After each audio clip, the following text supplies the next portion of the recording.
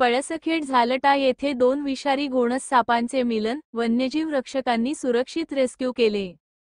देऊळगाव राजा प्रतिनिधी आज दिनांक 8 नोव्हेंबर रोजी सकाळी सुमारास 10 वाजता सिंदखेडराजा जवळील पळसखेड झालटा येथून 2 साप दिसल्याची माहिती मिळाली। ग्रामस्थांनी भीतीपोटी त्वरित मदतीसाठी फोन केला।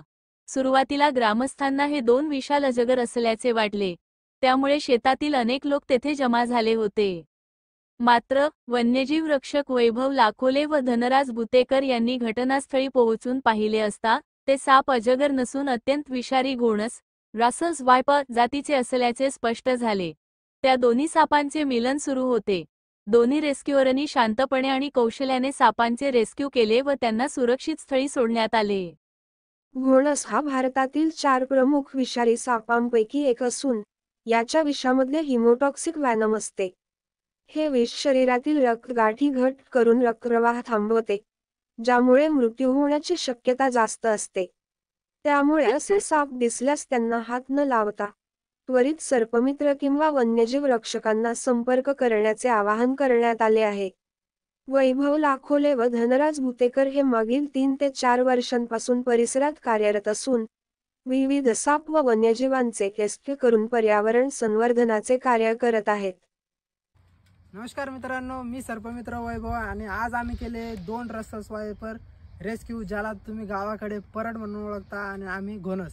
तर चला आपण या जंगलामध्ये याला रिलीज करूया। तर बघू शकता तुम्ही आता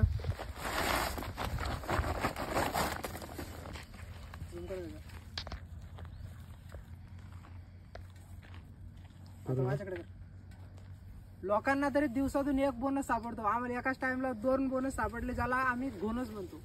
करतो त्याच्या एकाच जाऊ त्याला जास्त नाही, डबल झूम आउट घे नाही तर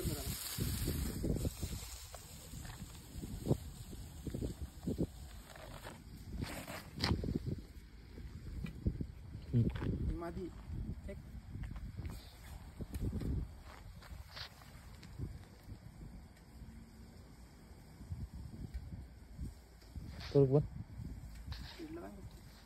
बरोबर नाही त्याच्यात जाऊ दे, जाताना काढा कर चाललं।